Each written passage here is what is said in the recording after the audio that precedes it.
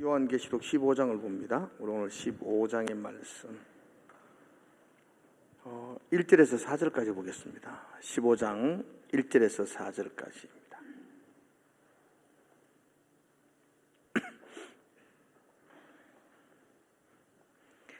제가 먼저 1절 읽겠습니다. 또 하늘에 크고 이상한 다른 이적을 보매 일곱 천사가 일곱 재앙을 가졌으니 곧 마지막 재앙이라.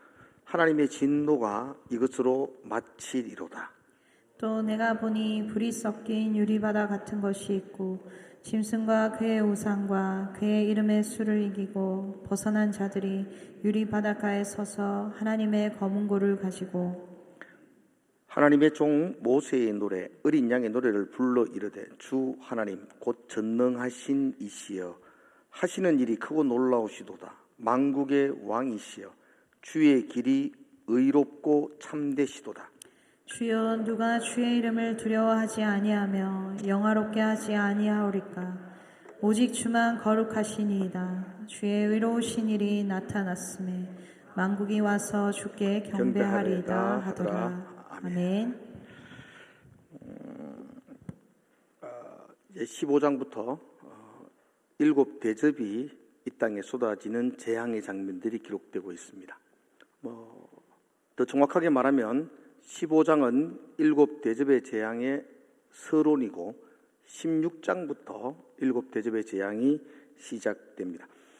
그러나 이 일곱 재앙은 우리가 처음 맞이하는 생소한 이야기들이 아닙니다. 제가 계속 계시록을 하면서 계속 이야기하는 것처럼 계시록은 반복적이고 점진적으로 점층적으로 우리에게 설명해 주고 있는 책입니다. 그러니까 일곱 재앙은 새로운 재앙이 아니라 좀 전에 우리가 살펴봤던 일곱 인의 재앙, 일곱 나팔의 재앙과 동일한 재앙이라고 보시면 됩니다. 일곱 인, 일곱 나팔, 일곱 대접 반복해서 더 깊이 있게 더 선명하게 우리에게 하나님의 메시지를 전하기 위해서 사용되어진 환상이라 그렇게 봅니다. 이건 계시록의 구성 요소뿐 아니고 성경 전체가 그렇습니다. 하나님의 계획을 반복적으로 점차적으로 또 점진적으로 우리에게 설명해 주는 게 성경 전체의 메시지입니다.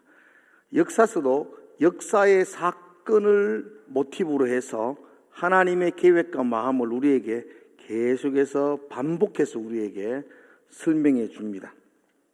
예를 들면 이렇게 설명할 수가 있습니다. 창세기에서 본래 이 땅은 혼돈과 공허와 그냥 무질서한 땅이었습니다. 그런데 하나님께서 이 땅에 질서를 세우기를 시작하셨습니다. 그 혼돈의 땅 위에 하나님이 이 땅에 빛이 있으라 하셨고 궁창을 나누시고 또 바다와 땅을 가르시면서 새로운 질서를 세우셨습니다. 질서가 없는 그곳은 공허하고 혼돈의 땅이었고 흑암의 땅이었는데 하나님께서 질서를 세워주시자 그 땅은 하나님 보시기에 심히 아름다운 땅이 되었더랬습니다. 그러나 사탄은 이 하나님의 질서를 이렇게 무너지게 하는데 모든 힘을 쏟고 있습니다. 사탄이 존재하는 것이 하나님의 질서를 대항하는 것이었습니다. 그래서 끊임없이 사탄은 방해하고 핍박하고 질서를 무너뜨립니다. 사탄은 에덴 동산에 그 뱀의 형상으로 다가와서 하와에게 말하죠. 그 질서를 무너뜨리는 거죠. 하나님이 창조하실 때 아담과 하와에게 하나님은 모든 만물을 다스릴 수 있는 권세를 주셨습니다. 아담은 자기 앞에 짐승들을 나오게 하고 각각의 이름을 지었다고 말합니다. 이름을 짓는다는 것은 굉장한 겁니다. 너 이름을 지으면 그것이 되어져야 됩니다. 이름 참 어렵죠. 이름 지으면 이름대로 되는 겁니다. 아담이 모든 만물의 이름을 짓습니다. 그러면 그의 정체성이 되는 것입니다. 그러므로 말미암아 이름을 지은 자에게 모든 만물은 순종하고 굴복해야 합니다. 이게 질서입니다. 에덴 동산에서는 아담과 하와 말에 모든 만물이 굴복하고 순종해야 됩니다. 그럴 때 그곳에 질서가 잡히는 것이고 그곳에 평안이 옵니다. 그런데 뱀이 옵니다. 뱀이 와서 하와에게 자기가 더 지혜롭다고 말합니다. 너가 잘못 알고 있다고 말합니다. 뱀은 하와에게 머리 숙여야 합니다. 감히 뱀이 가지고 있는 지혜는 하나님이 아담과 하와에게 주신 지혜에 이건 발꿈치에도 미치지 못합니다. 근데 뱀이 아주 교활하게 하와에게 내가 너에게 가르쳐 주겠다는 겁니다. 눈이 밝아져 하나님과 같이 된다는 것입니다. 마치 초등학생이 저한테 와가지고 목사님 일로 좀 앉아봐요. 내가 성경을 좀 이야기해 줄 테니까 좀 자세히 좀 들으세요. 이렇게 하는 것과 똑같은 겁니다. 그러면 하와가 뱀에게 네가 뭐 한다고 쓸데없이 그리고 확 뭐로 해야 됩니다. 근데 하와가 이렇게 축 뱀의 말에 넘어갑니다. 하와는 하나님과 아담에게만 순종하는 존재여야 합니다. 근데 뱀에 넘어가고 그리고 그 선악과를 아담에게 줍니다. 이제 이게 질서가 다 무너지는 겁니다. 짐승이 여자를 삼켜버린 결과가 되고 하와가 아담을 삼켜버린 결과가 됩니다. 오늘 자칫 알면하면 여자를 비하한다고 내보고 뭐라 할지는 모르겠지만 그러나 창조 질서는 너는 남편을 사모하고 남편은 너를 다스릴지어다. 이게 창조 질서입니다. 요즘 집안에서 남자가 말도 못하고 쪼다가 되는 것은 그걸 타락이라 그럽니다.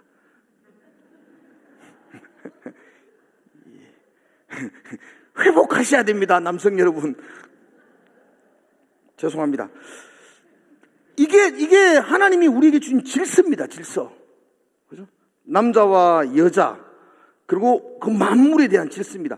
우리는 제가 소여러분과 강의하면서 그랬죠. 만물을 지배하고 통치해야 됩니다. 그죠? 장악하여 다스려야 됩니다. 그런데 하와에게 이렇게 넘어가는 것은 질서가 무너지는 것입니다. 그러므로 선악과를 범하게 되는 거죠. 선악과는 단순히 나무 열매 하나 아닙니다. 이것은 창조주와 피조물, 그래서 그 피조물이 절대로 넘으면 안 되는 한계의 선입니다. 이거 넘으면 안 됩니다. 하나님이 너 이거 마음대로 해. 에덴의 모든 것들을 너 마음대로 해. 그런데 금 끊어놓고 이건 절대로 넘으면 안 돼. 선악과를 먹으면 안 돼. 이건 피조물이 넘어야 되지 말아야 될 한계선입니다. 그런데 인간의 한계선을 딱 넘어버립니다. 질서가 완전히 무너지는 겁니다. 그러므로 이 땅은 흑암과 공허, 그죠? 혼란과 무질서의 땅으로 타락해버리는 것입니다. 지금도 사탄은 계속해서 질서를 무너뜨리고 혼란한 땅으로 이 땅을 몰아갑니다. 그런데 하나님은 끊임없이 그 혼란한 그 세월, 그 시간, 그 공동체 속에 하나님은 하나님의 질서를 끊임없이 세우려고 합니다. 그래서 아브라함을 부르셨고 다윗을 부르셨고 궁극적으로는 그래서 예수 그리스도가 이 땅에 오신 겁니다. 그렇죠. 예수 그리스도가 오셔서 사탄에 의해서 무너진 그 질서를 바로 잡고 그래서 뱀의 머리를 짓밟고 온전히 승리할 때에 이 땅은 다시 질서가 이루어지고 그리고 그 안에 있는 14만 4천 우리들이 하늘의 보좌에서 이긴 자의 찬송을 하게 되는 것입니다. 그죠? 그러므로 이 땅의 구원은 필연적으로 사탄의 머리를 짓밟는 심판이 동반되어져야 됩니다. 구원과 심판은 떨어질 수 없는 두 개의 이야기 아니고 동전의 양면과 같은 이야기입니다. 그래서 오늘 이제 대접의 재앙이 이루어지겠지만 그 재앙이 왜 나타나야 되는가?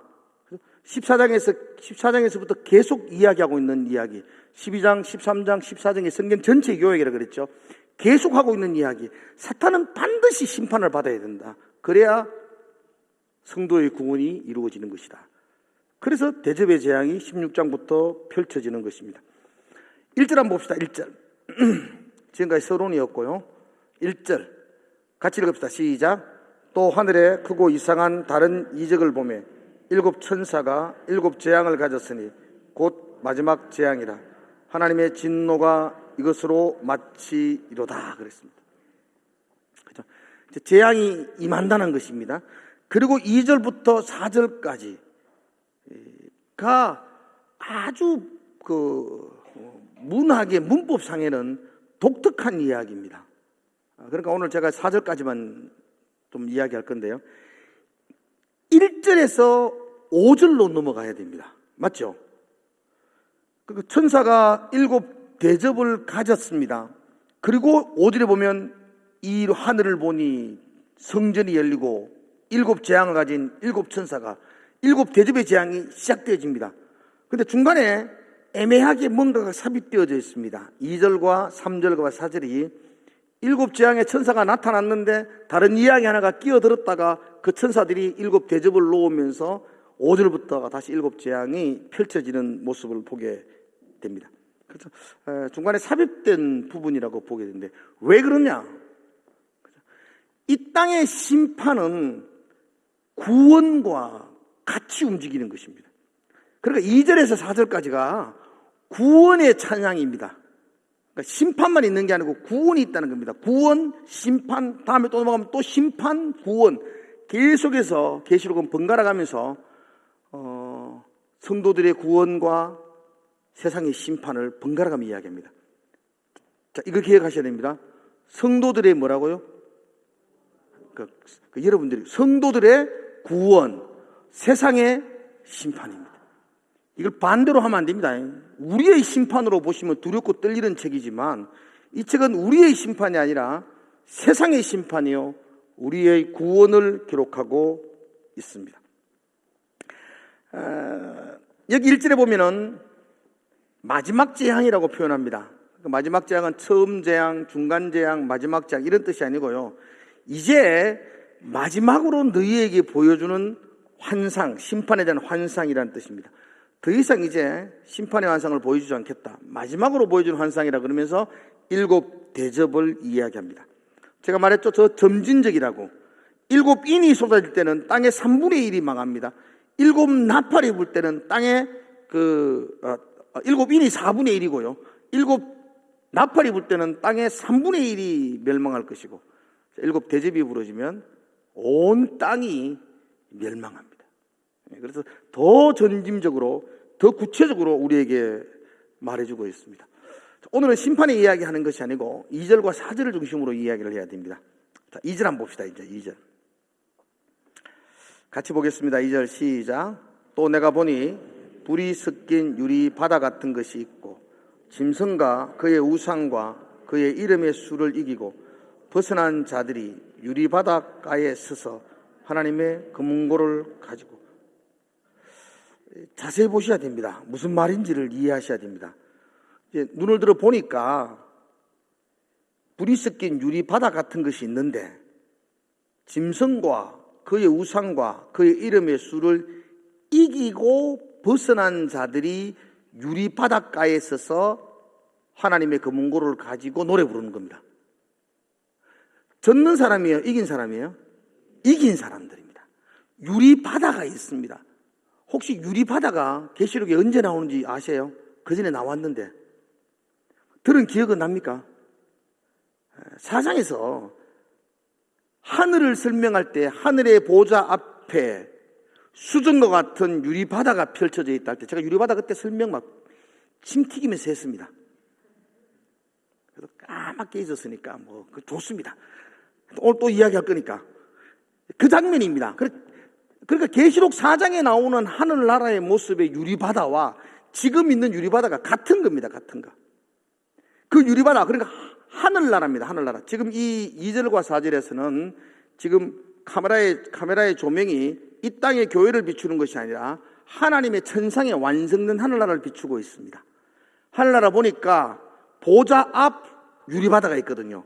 하늘나라에는 하나님의 보좌 앞 유리바다가 쫙 펼쳐져 있는데 그 유리 바닷가에 사람들이 서 있는데 그 사람들이 누구냐니까 짐승과 우상과 그의 이름의 수를 이기고, 그 이름의 수가 666이었죠. 그 이름의 수를 이기고 그들에게 속하지 아니하고, 이렇게 해석해야 됩니다. 그러니까 짐승에게, 이 땅에서 사탄에게 속하지 아니하고 하나님을 바라보며 말씀을 붙들고 고난과 핍박을 승리한 성도들이 하늘의 보좌 앞, 유리바다 앞에 서서 하나님을 찬송하고 있습니다. 이게 누구죠?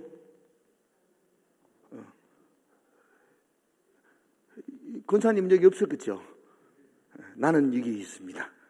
우리 이야기는 우리 이야기.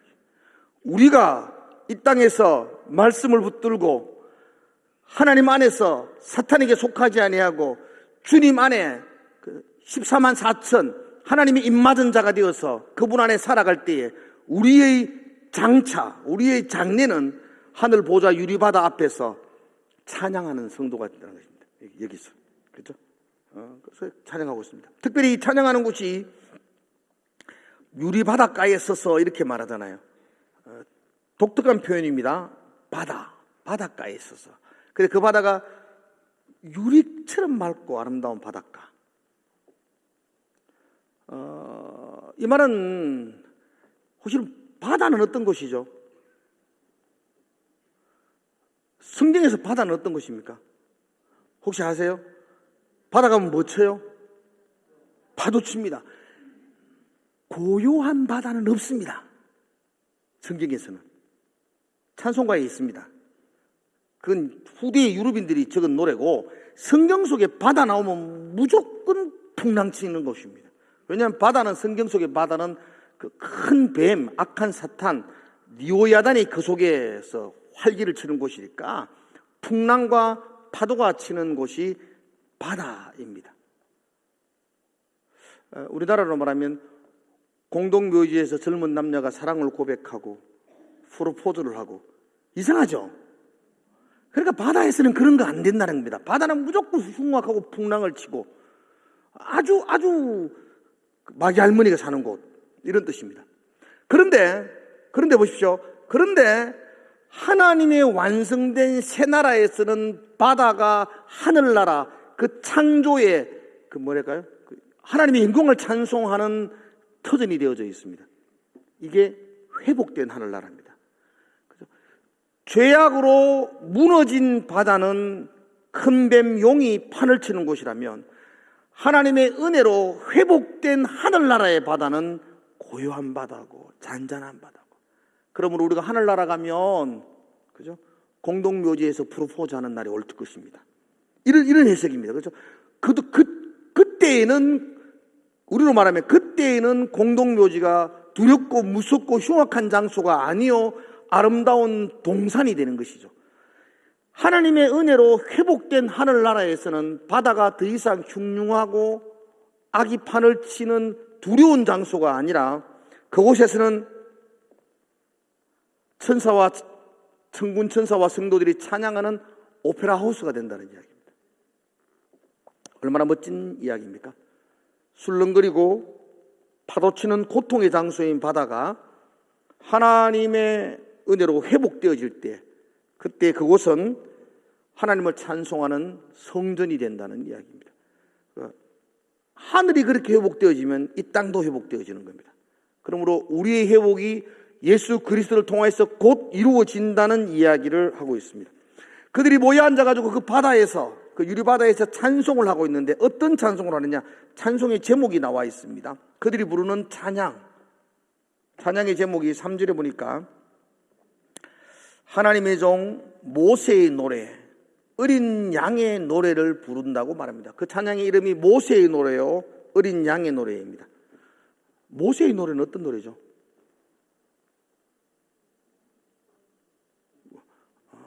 그죠? 그거 맞죠? 그죠? 그렇죠. 크게 이야기했다 틀리면 얼마나 부끄럽겠어요. 그래서 그냥, 모세가 언제 노래했습니까? 홍해 건너고 노래했습니다. 출애굽한 이후에 홍해 건너고. 그러니까 지금 유리바다에서 부르는 이긴 자, 성도들이 찬송하는 그 찬송은 홍해 바다를 걷는 성도들이, 이스라엘 백성들이 부르는 승리의 노래라는 것입니다. 구원하심을 받은, 그 애굽에서의 완전한 해방을 받은 그 승리한 성도들이 부르는 찬송과 같다는 것이죠. 모세를 통해서 홍해를 걷는 그 백성들이 부르는 찬양, 그게 모세의 찬양이고, 어린 양의 찬양은, 어린 양이 누구죠? 예수 그리스도죠. 그 어린 양을 통해서 승리한 게 무엇이죠? 예, 부활과 십자가, 그 십자가를 통해서 승리하는 부활, 그걸 찬양합니다. 어린 양 예수 그리스도의 십자가를 통해서 구속함을 받은 승리한 성도들이 하늘나라에서 부르는 찬양, 그래서 모세의 찬양이다, 또 어린 양의 찬양이다, 그렇게 이름을 붙이고 있습니다. 예수 그리스도께서 사탄의 머리를 짓밟으시고 완전히 무질서의 땅에 질서를 잡으시고 회복된 하늘나라 나라, 그 속에 들어간 성도들이 그 예수 그리스도를 찬송하며 부르는 노래가 오늘 부르는 노래입니다. 홍해 앞에서 이스라엘 백성들이 얼마나 두려웠겠습니까, 여러분? 여러분, 그들의 두려움을 상상할 수 없지 않습니까? 앞에는 홍해, 뒤에는 애굽의 군대, 진퇴양난, 어찌할 줄 모르는 그들 두려움. 그런데 하나님은 그 두려움의 바다를 구원의 바다가 되게 하셨습니다. 홍해 앞에서 두렵고 떨던 그 모든 백성들은 어린아이 한 사람 이르기까지 홍해를 건너는 구원을 얻었고, 위풍당당하게 그 뒤를 따라왔던 애굽의 모든 군대들은 그 바다에서 수장당하여 절비한 시체가 되고 말았습니다. 그 바다를 건너고 나서 그 구원에 대한 감격으로 부르는 찬송, 그죠? 그게 오늘 부르는 찬송입니다. 내 앞에 가로막고 있던 홍해가 흔적 없이 사라져버려. 그러니까 내 앞에 가로막던 애굽의 군대들, 홍해들이, 모든 문제들이 완전히 사라졌을 때에, 그때 하나님의 구원을 붙들고 부르던 성도들의 찬양이 3절과 4절에 이렇게 기록되어져 있습니다. 우리 앞에 가로막던 홍해는 마치 우리 앞을 괴롭히고 있던 모든 고난과 어려움과 시련과 이 땅에서의 문제들이라고 말할 수 있습니다. 그런데 홍해가 갈라진 것처럼 우리는 반드시 우리 앞에 있는 모든 어려움과 고통과 문제들은 갈라질 줄로 믿습니다. 거기서 승리한 성도들이 여기서 부르는 찬양이죠. 이걸 우리는 확정된 미래 이렇게 표현합니다. 여러분이 여기서 하나님을 찬송하며 어린 양의 승리의 노래를 부르는 이 일은 확정된 미래입니다. 아멘이세요? 우리는 미래가 보이지 않습니다. 제가 거듭 이야기하지만, 그런데 예수님, 하나님에게 있어서는 과거와 현재가, 미래가 하나의 한 선입니다. 하나님은. 그죠? 하나님은 지금 내가 여기서 설교하고 있는 모습을 보시고 계신 반면에, 하나님은 내가 유리바다 앞에서 하나님을 찬송하고 있는 미래의 모습도 하나님은 보고 계십니다.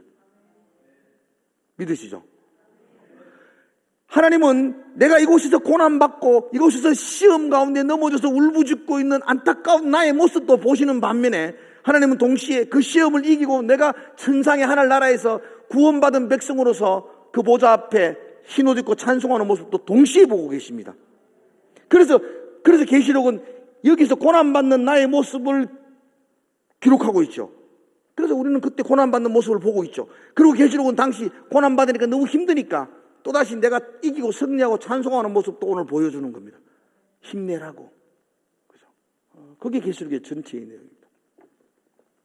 그러므로 이걸 그래서 확정된 미래 이렇게 표현합니다.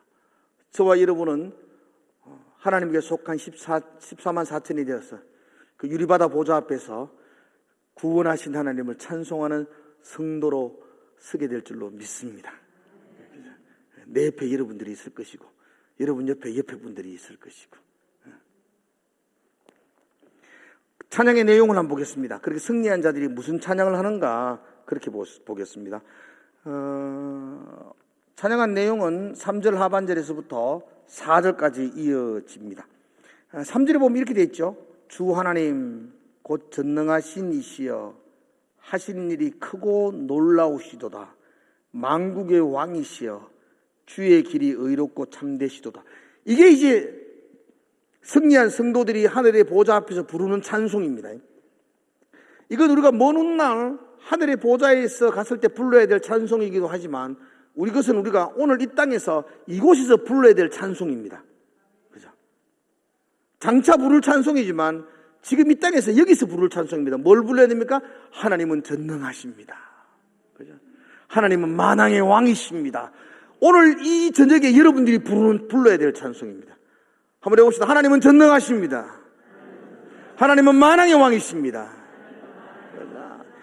늘 그거 불러주셔야 됩니다. 이것이 우리가 믿음으로 불러야 될 찬송입니다. 전능하다는 말은 못할 것이 없다는 이야기 아닙니까? 하나님이 전능하심을 날마다 저와 여러분들은 체험하며 살아가는 것, 그게 은혜의 삶이죠. 하나님 전능하십니까? 아멘. 예. 하나님 전능하다는 증거를 한번 대보십시오. 내가 지금 여기 서 있는 게 전능하신 거죠. 우리가 하나님을 찬송하는 여기 앉아있는 게 어떻게 저렇게 엄주가무를 즐기던 분이 여기 앉아서 예배를 드리고 있는지, 하나님이 정말로 전능하신 것 아니겠어요? 하나님 전능하신 분이시죠. 어떻게 그를 변화시킬 수 있는 건지. 지금도 하나님은 우리의 모든 마음을, 생각을, 또 지금은 이 만물을 하나님은 통치하시고 다스리시는 전능하신 만왕의 왕이십니다. 아멘이시죠? 아멘 아멘 할 때는 진짜 전능한 것 같은데 집에 가면 또 안 전능한 것 같아가지고, 그럼 늘 하나님은 전능하신데 왜 나는 대학에 계속 떨어지는지 이해를 못하죠.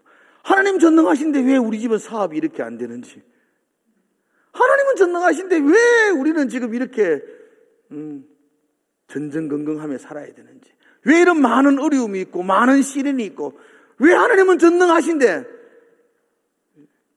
왜 나는 매일 그 찌질이 같은 남자들만 만나야 되는지, 전능한 하나님이 나에게 좀 좋은 남자 만나게 하고, 그죠? 사업 잘 되게 하고 말이야. 그죠? 물론 공부만 해야 대학 들어가겠지만 공부 안 해도 들어가는 게 그게 은혜 아니겠어요? 공부해가 들어가면 그 아무나 다 하는 거지. 공부 안 했는데 막 합격이 되고 막 그럴 때 내가 믿는 하나님 전능하십니다. 막 그렇게 고백할 건데, 여전히 내 삶 속에는 하나님 전능한 거 안 같고 고난도 연속으로 있고, 그렇죠? 많은 고난 가운데 있죠. 하나님 전능하시다 그런데 나는 병원에 누워서 닌겔 꽂고 있어야 되고. 그래서 우리는 이 부분을 굉장히 어려워합니다. 왜 그럴까? 전능한 하나님을 믿는데 왜 나의 삶 속에는 고난과 어려움이 있는가? 자, 다 해석할 수는 없습니다. 그러나 제가 그냥 단순한 한 가지만 해석해 드리겠습니다. 왜 우리에게 이렇게 하나님 전능한데 그 자녀인 내게 이렇게 실패와 고난이 이렇게 따라다니는가?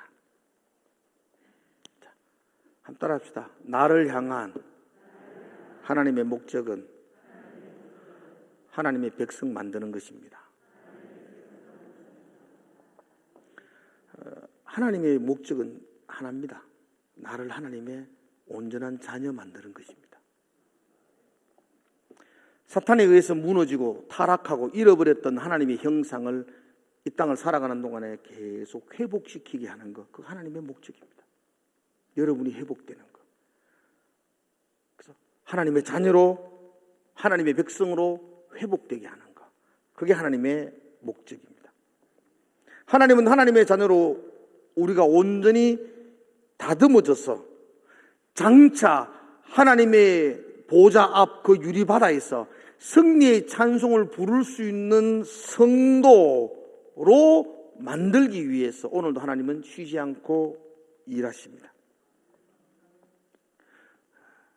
우리가 착각하는 것, 하나님의 나를 향한 목적이 내 잘 먹고 잘 살고 이 땅에서 성공하고 고지를 점령하여 출세하고 영광된 자리에 앉는 것 아니어야 합니다. 그거 하나님의 목적 아닙니다. 하나님의 우리를 향한 목적은 하나님의 백성 만드는 것입니다. 하나님의 백성을 만들기 위해서 우리를 다듬고, 그죠? 빚으시고 세우시는 방법이 있습니다. 그게 뭐라고요? 대답하기 싫죠?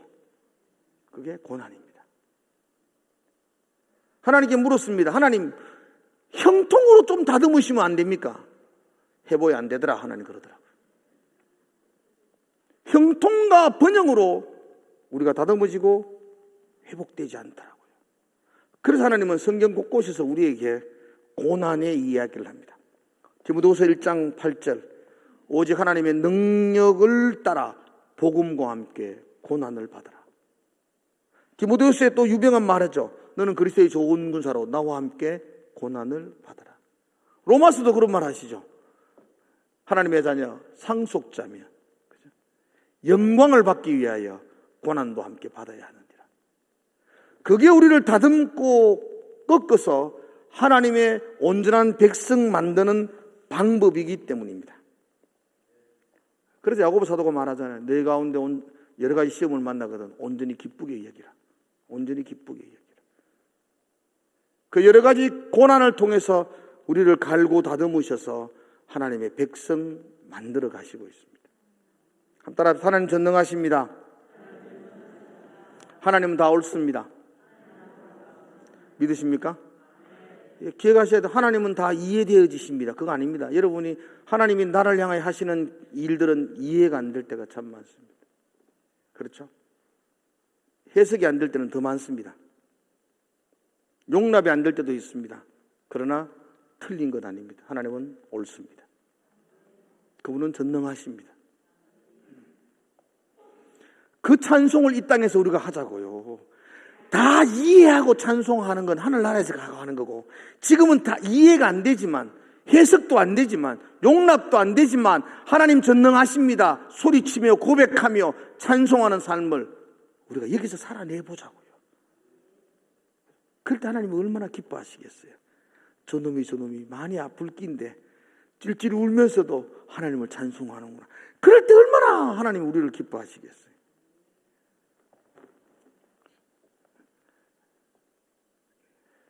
하나님 우리가 그렇게 다듬어지기를 원하셔서 이 땅을 그렇게 이끌어가고 있다는 것입니다.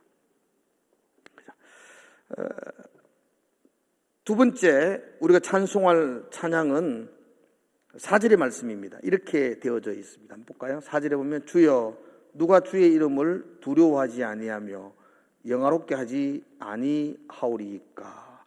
이 말을 좀 더 이야기하면 이렇습니다. 우리는 주님이 두려운 분이심을 인정하고 그분을 영화롭게 하는 찬송을 하셔야 됩니다. 주님을 두려워하셔야 됩니다. 그럴 때에 우리는 하나님의 영화로움을 찬송할 수 있습니다. 하나님은 두려우신 분이십니다. 두려워하십니까? 안 두려울 때가 참 많아서 그게 참 겁납니다. 두렵습니까? 어떤 집사님이 이런 예는 죄송합니다만서도 바람을 피다가 들켰대요. 그런데 새벽기도 와서 기도하면서 기도하는 내용이 하나님 혼자만 알고 계시지 왜 사람들이 알게 하셨냐고. 하나님 아는 건 별로 안 두려운데 사람들이 아는 건 두려운 거죠. 그게 우리 모습 아닌가 생각되어집니다. 하나님이 두려우면 그를 영화롭게 하는 삶을 살아낼 수가 있습니다. 두렵다는 것은 그분을 인정하는 것, 그분의 능력과 권위와 권세를 인정하는 것입니다. 두려워하지 않는 것은 하나님의 힘과 능력과 권세를 인정하지 않습니다. 그래서 두렵지 않는 겁니다. 그런데 하나님이 어떤 분이신가를 안다면 우리는 마땅히 두려워해야 합니다. 두려워한다는 것은 겁낸다는 말이 아닙니다. 그분을 경외하고 그분은 내 위의 권위자라는 것을 인정하고 나는 그분 앞에 굴복해야 된다는 것을 고백하는 것이 두려워하는 것입니다. 그분이 나의 위의 권위자로 내가 그분 앞에 굴복해야 된다는 걸 인정하기 때문에 내 오늘의 삶은 그분 앞에서 살아가는 삶이기에 하나님의 영광을 위해 사는 삶, 영화롭게 하는 삶이 될 수가 있습니다. 하나님을 두려워하지 않는다면 우리는 내 뜻대로 내 마음대로 살아갈 수 있습니다. 여러분, 하나님 믿는 성도들의 우리 인생의 삶의 목적이 무엇입니까? 하나님을 영화롭게 하는 것 아니겠습니까? 그죠? 그게 하나님을 두려워하는 사람들이 가져야 될 인생의 목적입니다. 하나님을 영화롭게 하는 것. 내 삶 속에서 하나님의 영광을 돌리는 것. 그죠? 그 하나님을 두려워하는 사람들이 가지는 인생의 삶의 목적이 됩니다. 저와 여러분은 이 땅을 살면서 또 부유할 수도 있습니다. 저는 이 부유하신 분들을 존경합니다. 열심히 사셔서 부유하신 분들이 있습니다. 또 가난할 수도 있습니다. 게을러서만 가난한 건 아니지 않습니까? 어떻게 하다 보니까 참 넉넉지 못한 분들도 있습니다. 이 땅을 사는 동안에 건강하신 분들이 있습니다. 그러나 병들 수도 있습니다. 이 땅을 사는 동안에 여러분 건강할 수도 있고 병들 수도 있고 부자가 될 수도 있고 가난할 수도 있습니다. 정말 중요한 것은 부자면 부자의 자리에서 하나님의 영광을 위해 살아가야 되는 것이고, 가난하면 가난한 자리에서 하나님의 영광을 위해 살아가면 그 삶의 목적을 이루는 것입니다. 건강하면 건강한 가운데 하나님의 영광을 돌리면 되는 것이고, 병들었으면 병든 자리에서 영광을 돌리면 되지 않을까요? 꼭 부자가 되어야 될까요? 그죠? 나의 가장 중요한 것은 나의 오늘 하루의 삶이 하나님의 영광을 돌리는 삶인가? 그게 중요한 것이지, 내가 지금 어떤 풍요로움에 어떤 빈궁함 속에 있느냐, 그런 건 중요하지 않지 않습니까? 부자가 되면 하나님의 영광을 많이 돌릴 수 있을까요? 가난하면 많이 돌릴 수 있을까요? 아무나 대답해 보시오. 부자가 되면 하나님의 영광을 돌리는 삶을 잘 살 수 있을 것입니까? 가난하면 잘 살 수 있을 것입니까? 원하는 대로 될지어다.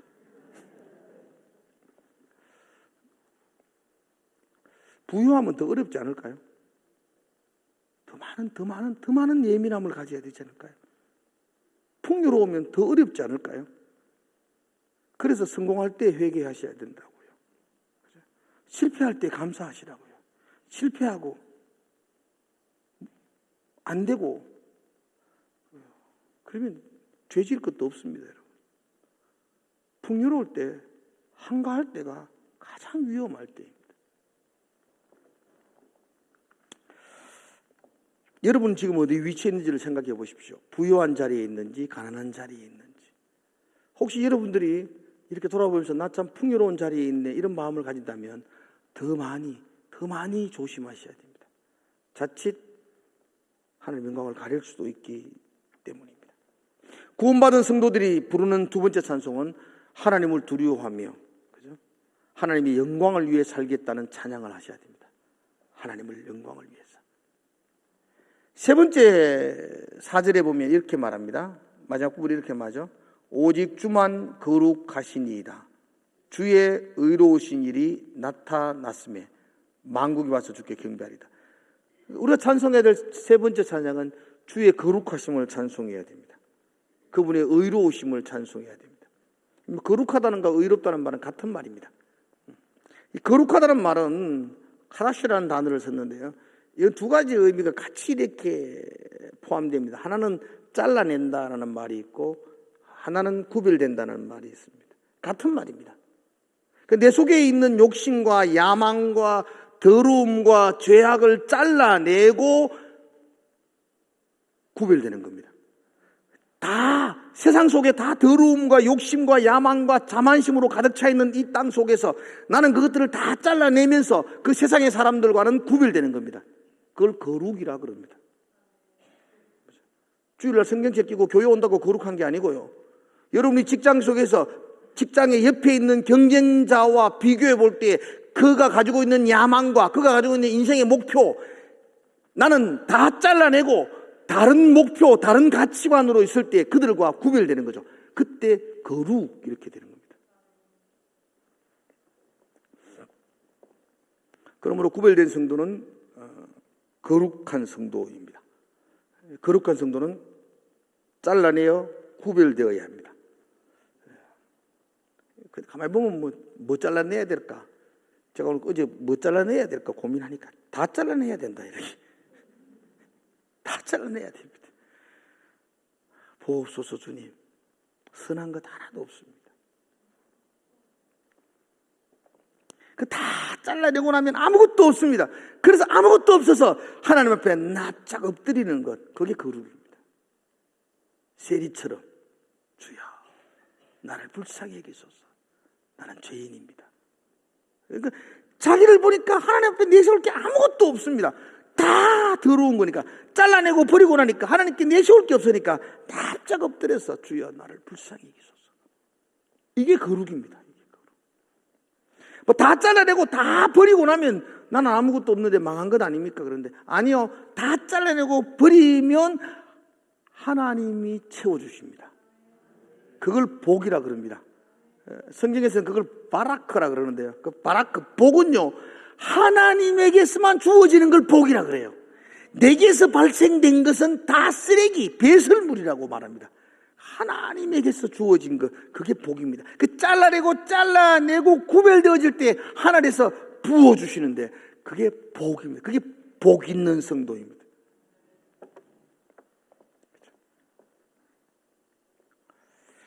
반드시 하나님은 구별된 성도들에게 하늘의 복으로 채워주실 줄로 믿습니다. 의로움 마찬가지입니다. 의로움은 하나님과 나와 중간에 아무것도 없는 걸 의로움이라고 말합니다.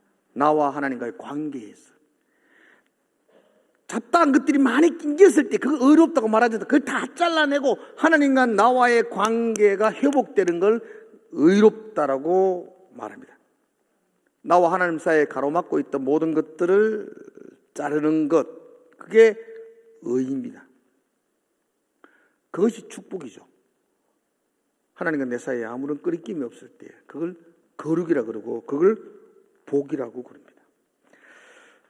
사랑하는 성도 여러분들, 우리는 장차 하늘나라 유이 바다 앞에서 하나님을 찬양해야 될 거룩한 성도들입니다. 여러분은 사탄에게 속해 있는 666에 입맞은 사람들이 아니요 하나님 안에 속해 있는 14만 4천인 줄로 믿습니다.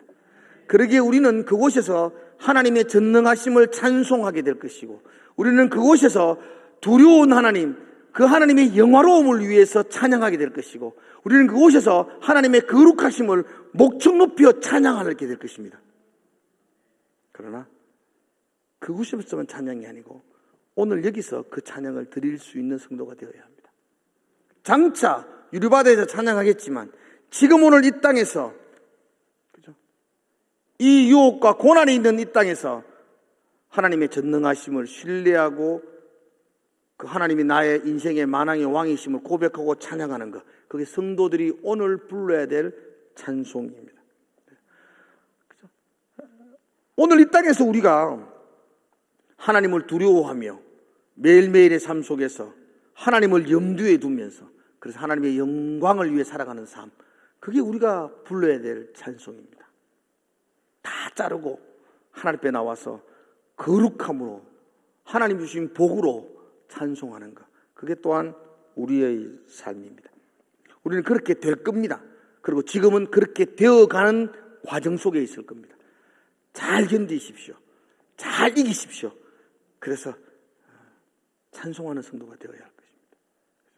반드시 저와 여러분은 하나님께서 갈고 다듬고 하나님이 세우셔서 유리바다 앞까지 우리를 인도하실 것입니다. 그죠? 그러나 이 땅에서 우리는, 그죠? 하나님이 그렇게 한다고 그냥 그렇게 내버려 두는 게 아니고 우리는 매일매일의 삶 속에서 하나님을 찬송하며 하나님을 두려워하며 영화로운 삶을 살며 거룩을 붙들고 그렇게 오늘도 살아낼 수 있기를 주의 이름으로 축복을 드립니다. 기도하겠습니다. 세상의 유혹과 시험이 우리 가운데에 끊임없이 일어남을 봅니다. 오늘 이겼다고 자만할 수 없고, 오늘 졌다고 절망할 수 없고, 내일 또 하나님 말씀 붙들고 또 싸워내기를 원합니다. 하나님 아버지, 이긴 자의 찬송을 부르는 우리의 삶이 되게 하여 주시옵소서. 하늘의 유리보좌 앞에서, 유리바다 앞에서 반드시 우리가 부르겠지만 이 땅에서 사탄과 유혹이 판을 치는 이곳에서도 우리가 하나님의 전능하심, 하나님의 만왕의 왕되심을 선포하며 찬양하는 삶을 살게 하여 주시옵소서. 하나님 두려워하며 그 하나님 앞에서 그분의 영광을 위해서 살아가는 삶을 또한 살게 하여 주시고, 하나님의 거룩하심을 찬송하며 우리의 거룩함을 붙들고 기도하는 그런 삶을 살아내게 하여 주시옵소서. 하나님, 우리의 삶을 주 성령께서 인도하여 주시고, 오늘도 기도할 때에 성령께서 힘을 주시고 은혜를 부어 주시옵소서. 예수님 이름으로 기도드리옵나이다.